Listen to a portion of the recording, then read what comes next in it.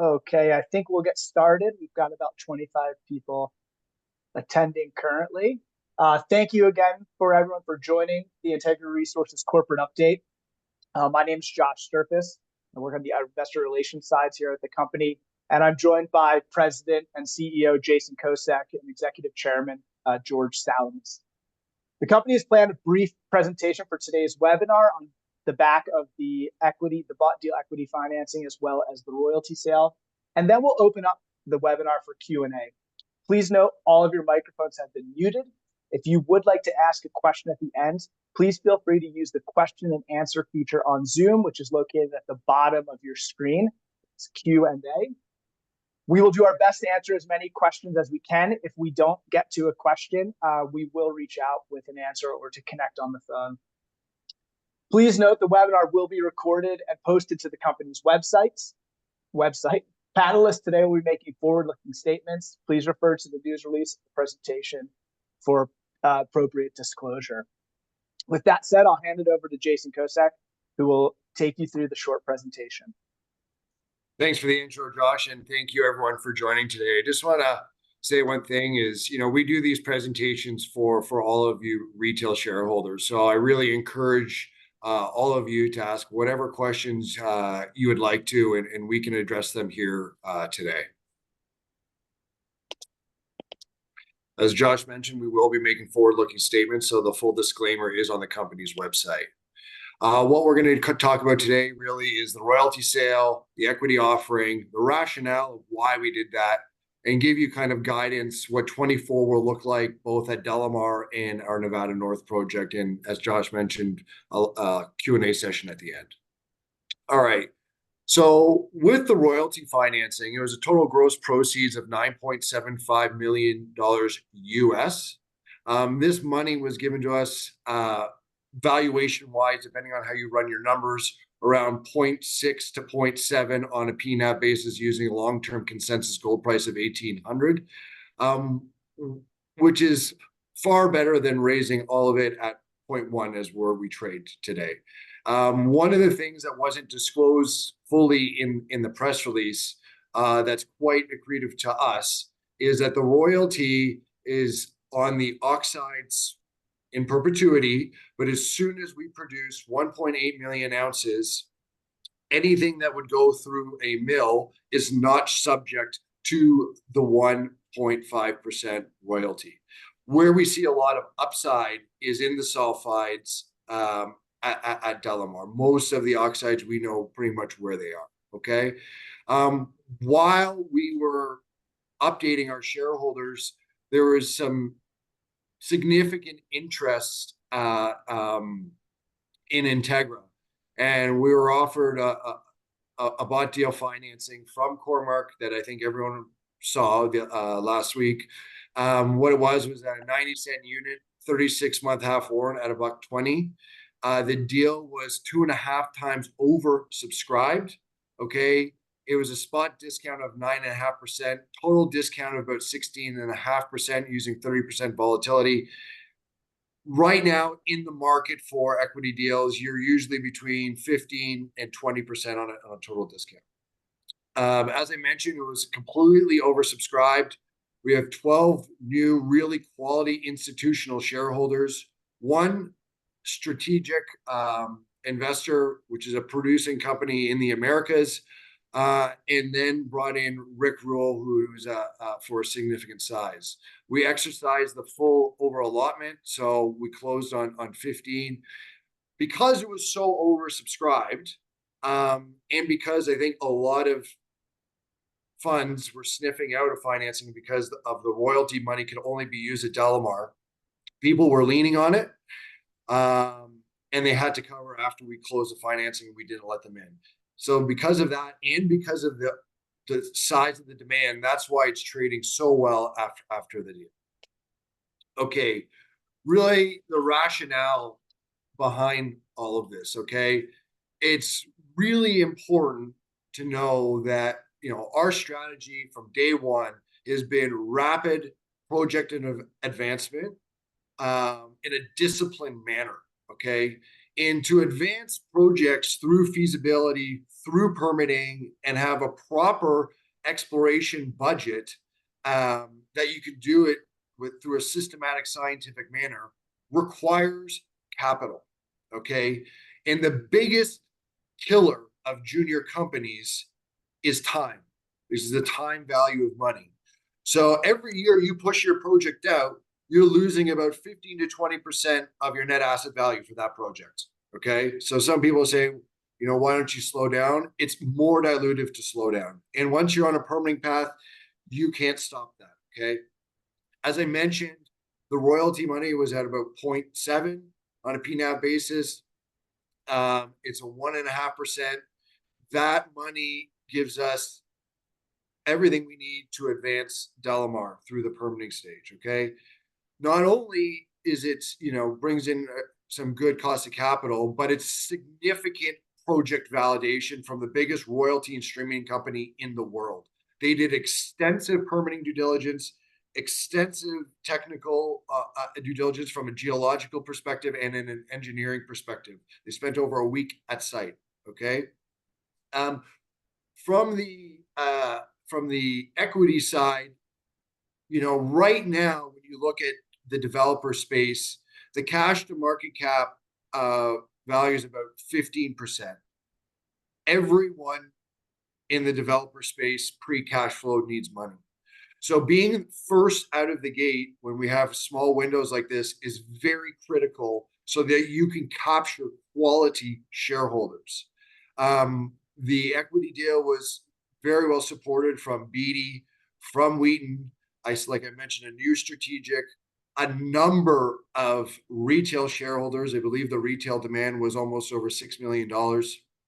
And really, what we have to do as a management team is to look at where we can bring in capital and what is the best cost of capital. And, royalty was great.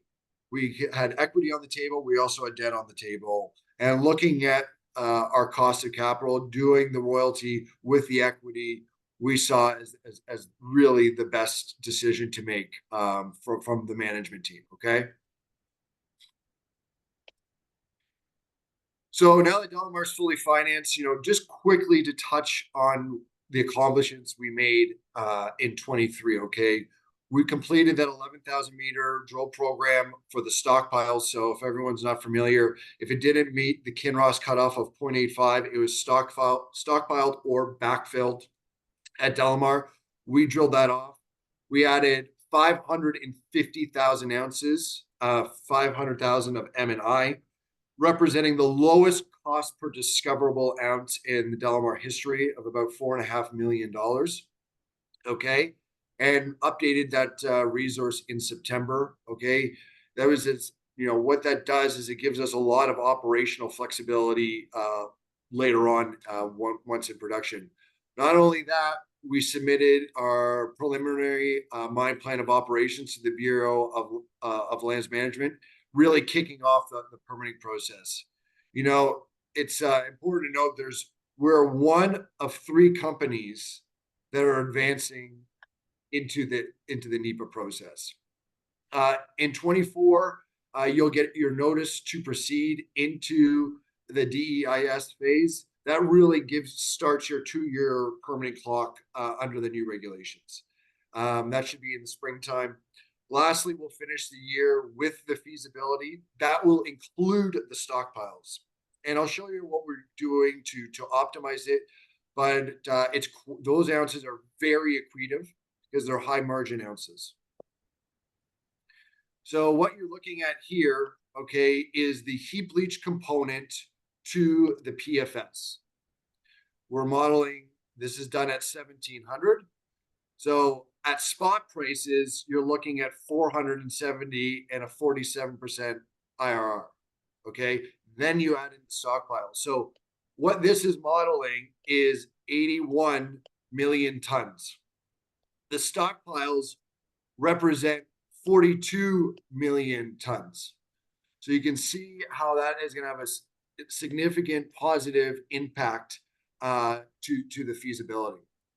How we optimize this now is that some of the stockpiles will come on at the beginning of the production profile, because in the PFS, some of those backfills and stockpiles had to be moved and were part of the pre-strip.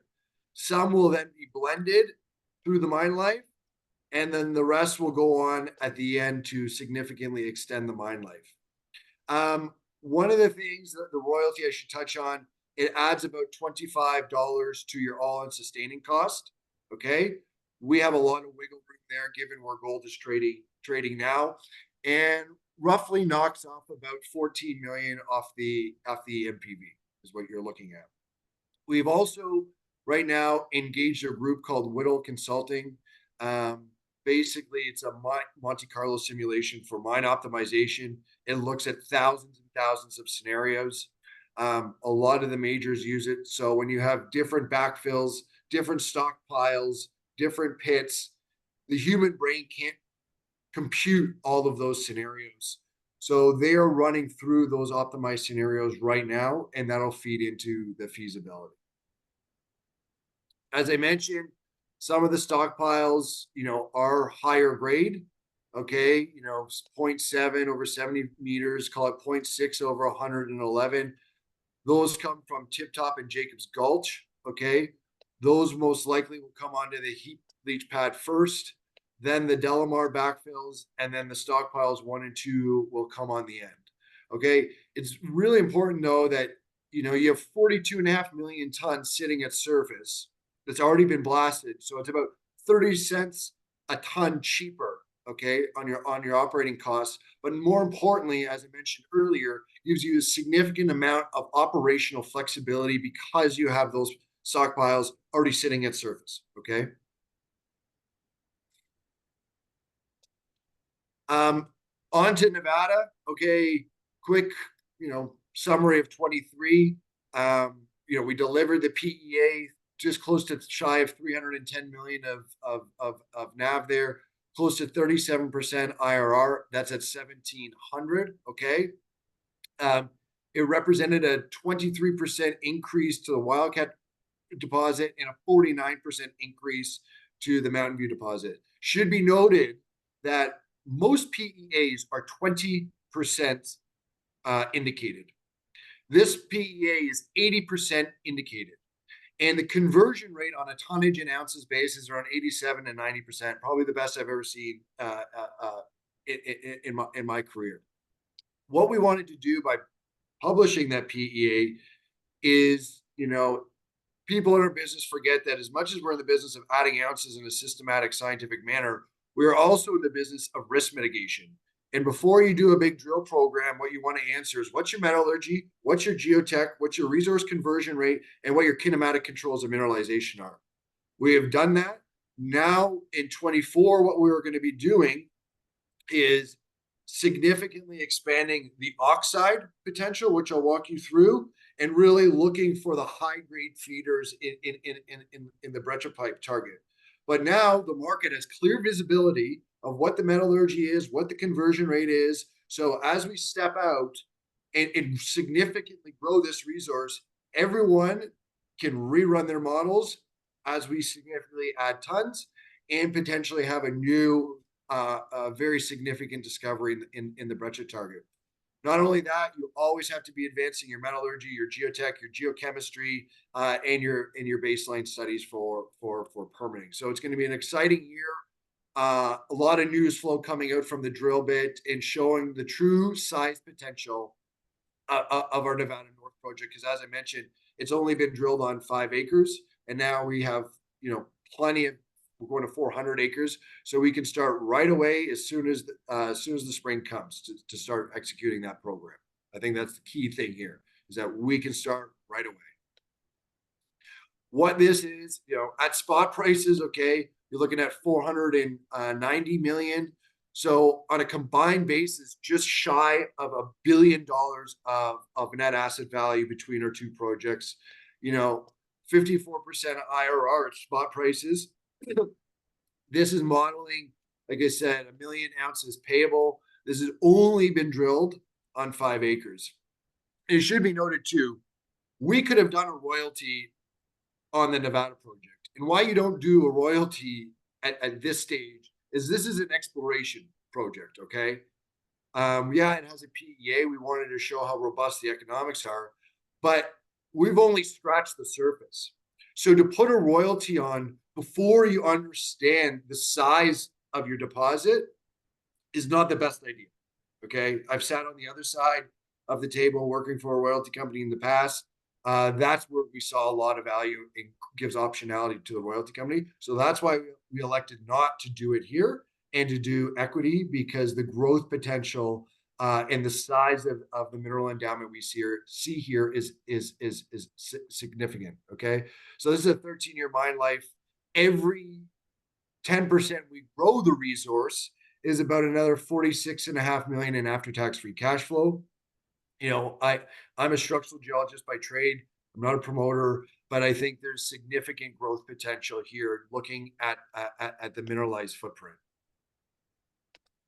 What does that look like? Okay, you know, a prime example of what we're dealing with here, and why we think we can significantly grow it is, you know, a hole like this that sits 150 meters outside the pit, you know, call it 70 meters of 0.4, is not in the current resource because you need 100-meter spacing for inferred. So you needed to put a hole right in the middle. And because we were operating on that old permit, we didn't have the disturbance. Now we have the disturbance to fill in holes like this so that the pit can be fully expanded through this rhyolitic tuff unit, okay?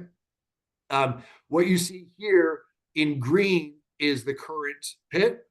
All the red dots are surface samples or old historical holes pulled to surface that are outside of the current resource.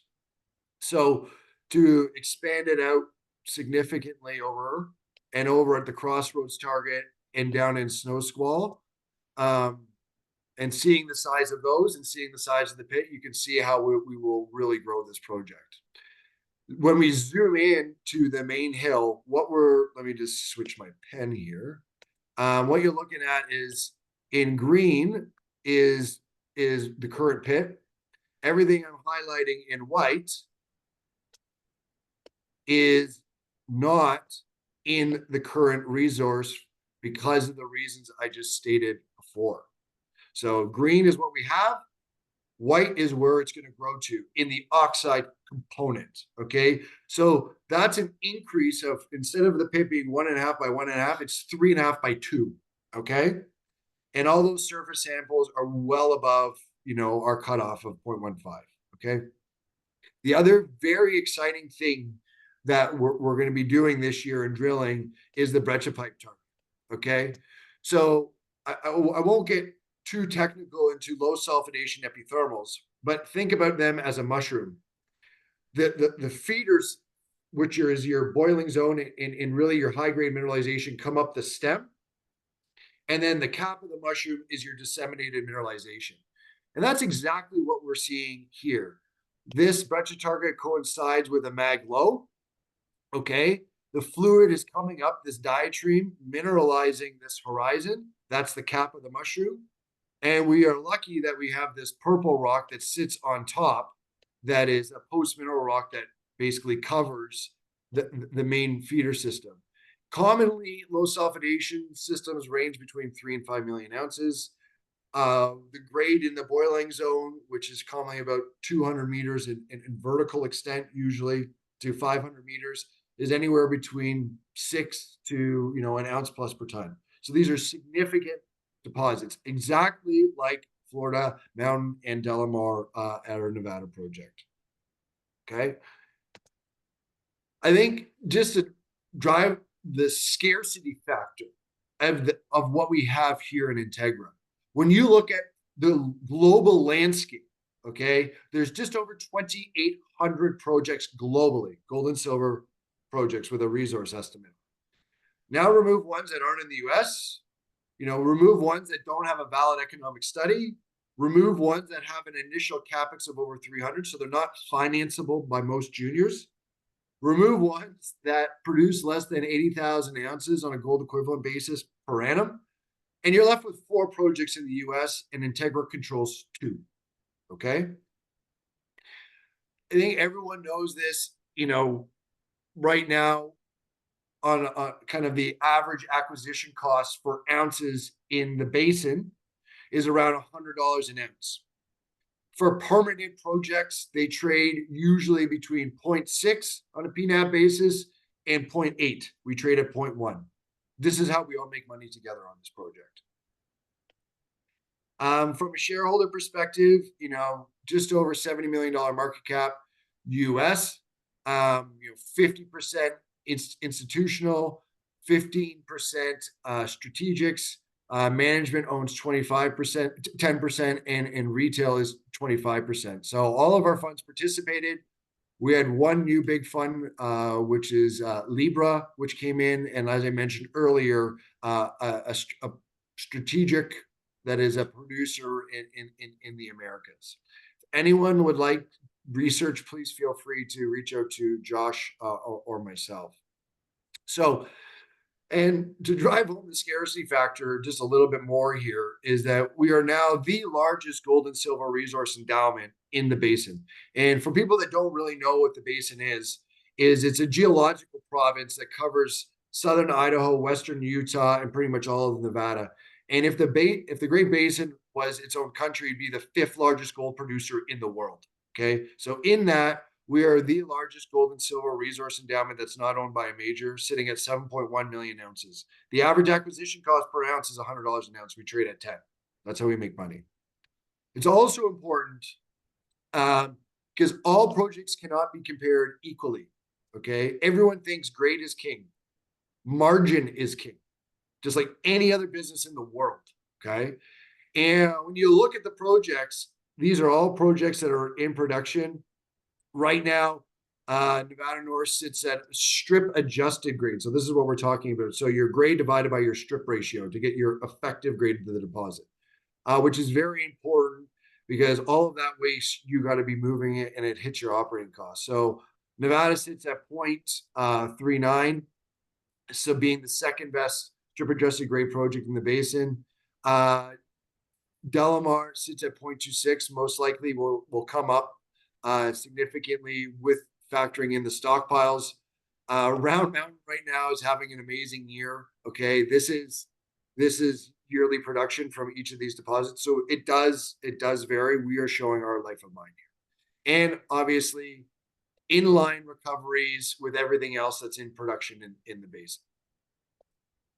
So what does it get you at the end of the day? Just to again drive this home, you're a company that's, going to be producing well over 200,000 ounces a year. We're not reinventing the wheel here, guys. It's exactly what Orla did in 2018, 2019. The team, Jason Simpson, did an amazing job with the merger, delivering the fees, delivering the permit. Now they're a $1.1 billion company. So it's exactly what we did. We're doing exactly what they did.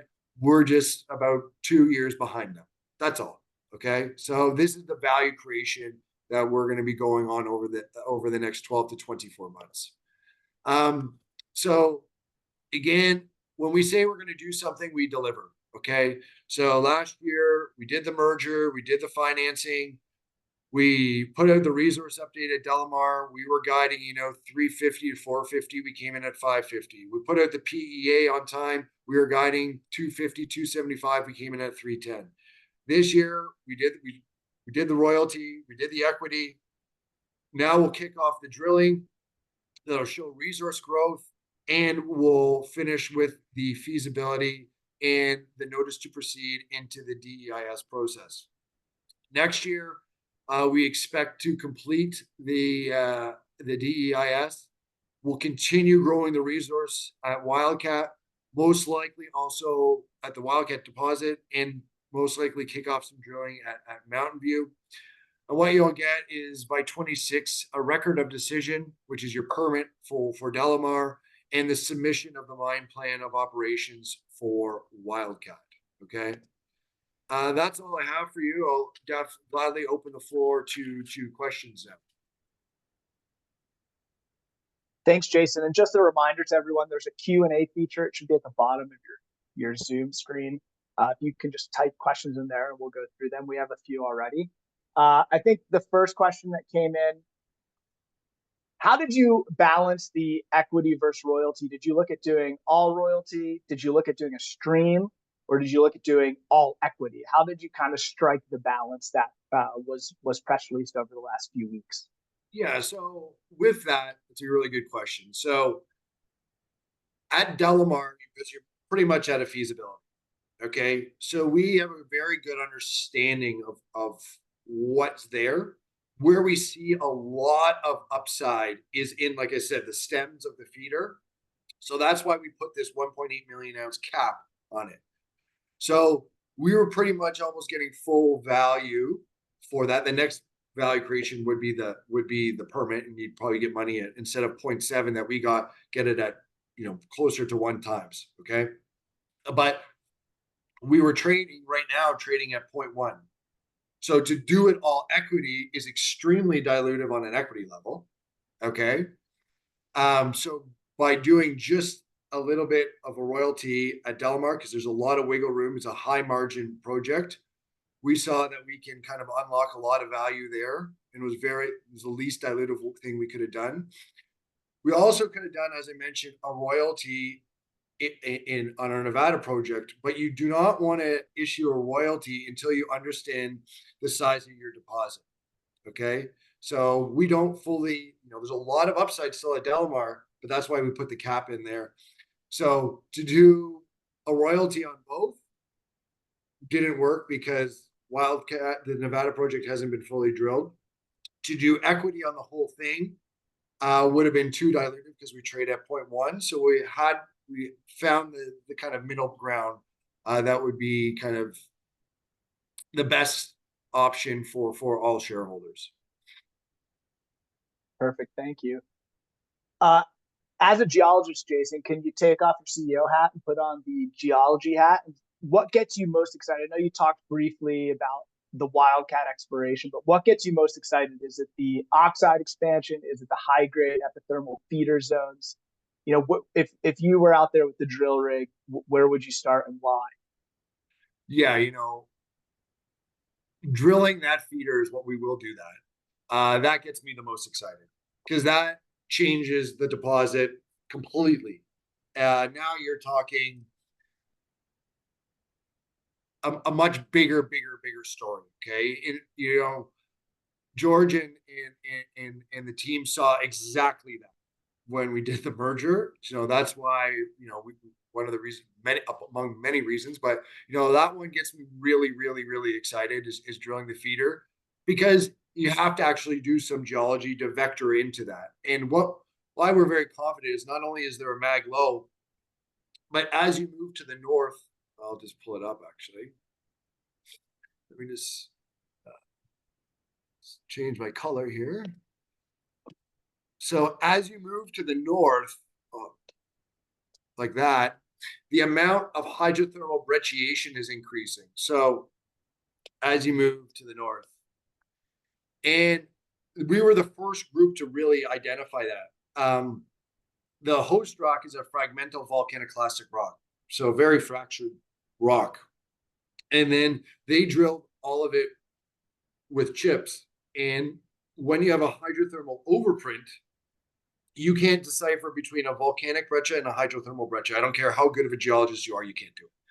So we were the first people to drill core there and able to vector in to see where the grade is increasing, to see where the hydrothermal brecciation is increasing, and that coincided with the mag low. So we have a very good understanding of the deposit, and that gets me really excited, because all of the resource growth that sits at surface, we know what's there. It's historical grab samples, historical holes, so it doesn't challenge my geological brain.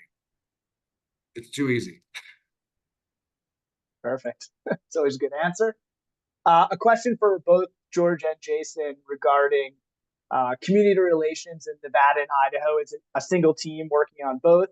What's the feedback been? I know George is in the merger. You were going to spend a bit more time on government relations, tribal relations as well. Can you add a little bit of color to that? Yeah, I'll let George speak to this. Yeah, sure can. So just to answer the first question first, it's the same team that's managing sort of community relations and stakeholder engagement both in Idaho and in Nevada. And it's great to have one team handling both jurisdictions. Obviously, that makes just a ton of sense. Just to address Idaho first, I think one of the lessons that we learned in the previous company, Integra Gold, and other things that we've all been involved with, you can't get involved early enough in stakeholder engagement. Keeping stakeholders on side and apprised of what's going on is paramount in our business. And so we've been doing that really in earnest since the PEA, and actually before the PEA, but specifically really sort of amping up the stakeholder engagement initiatives in Idaho and more recently in Nevada early. And I think that that's paying dividends so far. No outstanding issues with respect to sort of pushback. Lots of work has gone on in this process with respect to the mining plan of operations that we submitted in draft form late last year. It's one of these things that I think is a little known fact or a little realized fact is just how much work goes into submitting permitting plans, I guess, in our case, the MPO. That's 3 years worth of baseline work that we got started on really early. That's point number one. Point number two is our dialoguing with our lead regulating agency, which is the Bureau of Land Management. We started that process with them about 3 years ago, and we have somebody who's engaged full time from the BLM who's working on our case with us alongside us, coaching us along the way as to, here's what we, the BLM, think is really going to be important for you at Integra in terms of project permitting. And I think that kind of leads to the question is what is probably going to be the biggest question when it comes to permitting that we're going to get faced with. It's probably going to revolve around water usage, water recycling, just our treatment of water in general. And so we've sunk so much money into answering this question in the form of hydrogeological work, just to study the interaction of groundwater versus surface water in the area on a site that has been disturbed and remediated. Just as a bit of reminder to everybody, this is a site that was in production up until the year 2000. So that's not too long ago in terms of the history of the project. A lot is known about the project, but we still had to collect three years worth of baseline data to get there. And again, I think if I was to give, any other sort of companies some advice is get that work started early. So we started all those things early.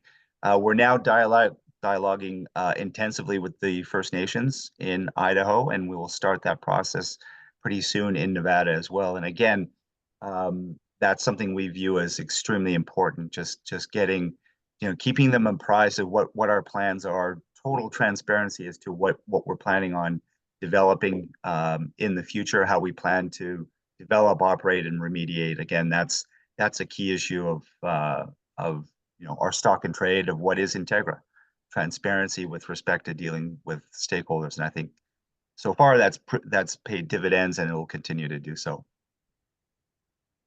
Thanks. And one more question on sort of project expectations this year, and then there's a few questions on the financing. So we'll do one more on project, which is from a news flow perspective.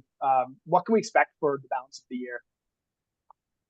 From a permitting perspective, or just overall, Josh? Overall. Okay, so the one was you'll get your notice to proceed into the draft EIS. Okay. You will announce the drill program at Wildcat sometime in the spring. Drills will be turning depending on when the snow buggers off. Hopefully April, May. And we can drill right now. It just adds the cost, right? So a lot of news flow from the drill bit. And then at the end of the year, you will have your feasibility from Delamar, which will include the stockpiles. And can you comment quickly on the optimized mine plan that's being worked on? So we can go into a lot of granularity if you want, and talk about kind of blending and playing around with size fractions and stuff like that. because that's what we're trying to do, just to maximize value. But one of the things that the big thing is that's going to drive a lot of value is the sequencing of where you're putting the stockpiles into this production profile. So there's higher grade stockpiles that will most likely come on in the front. Then you blend them, and then you extend the mine life with the lower grade ones. So Whittle Consulting is different from your typical Whittle optimization shells. Okay, it's almost, it's their own proprietary software. Basically, AI for mine optimization is what it's doing. Okay, so they're all working on that right now, and the average increase to the NPV for precious metals projects globally is 29%. When I was at Rosabelle in Suriname, we increased the reserves there by 80% without one drill hole. That's an extreme rare case.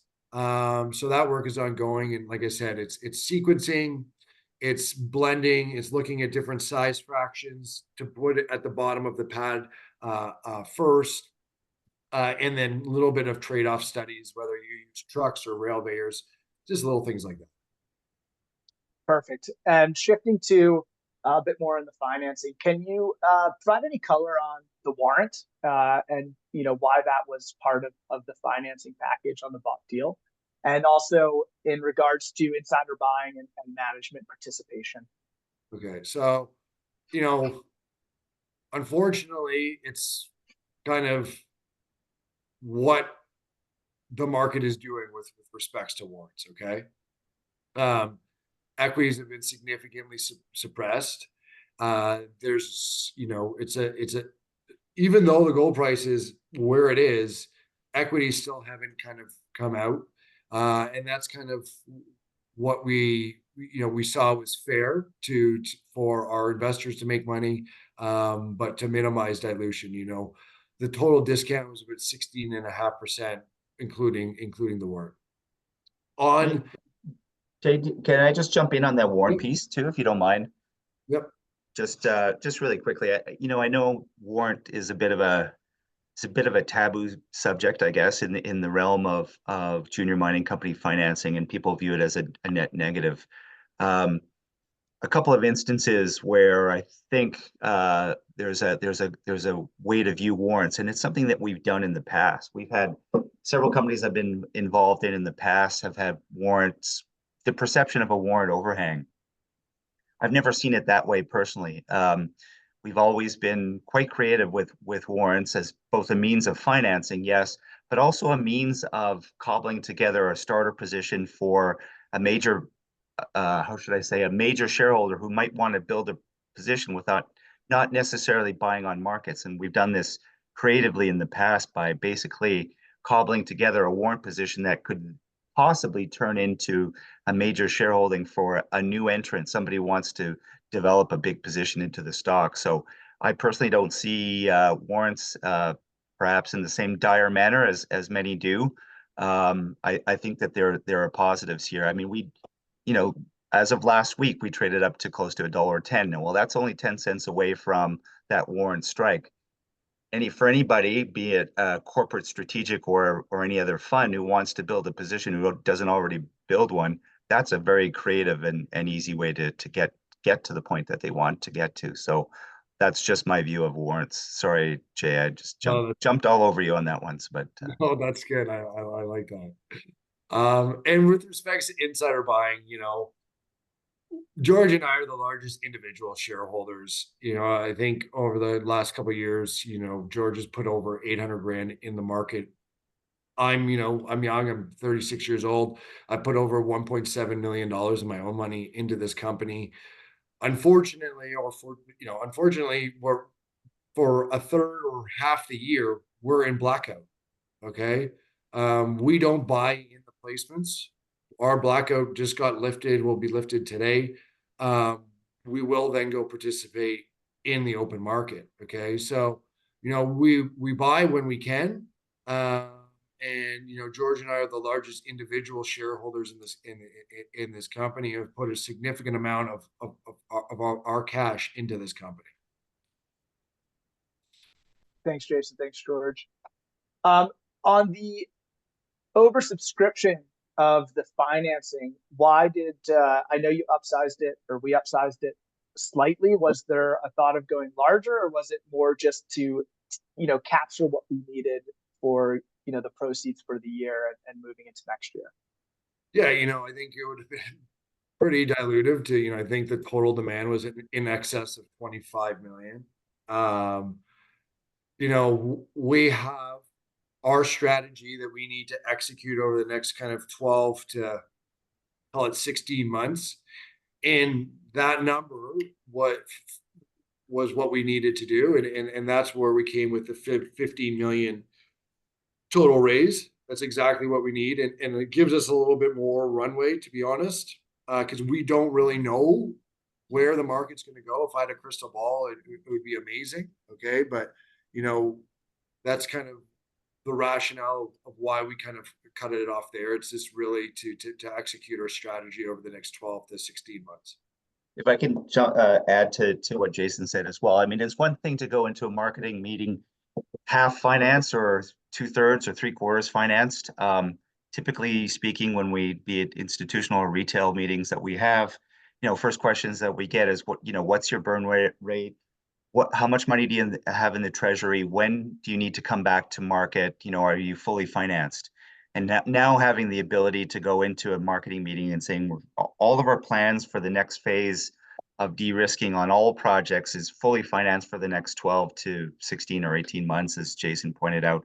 That's a strong hand to go into a meeting versus having to say, well, we're 2/3 financed, we're half financed. That's not the case with us now.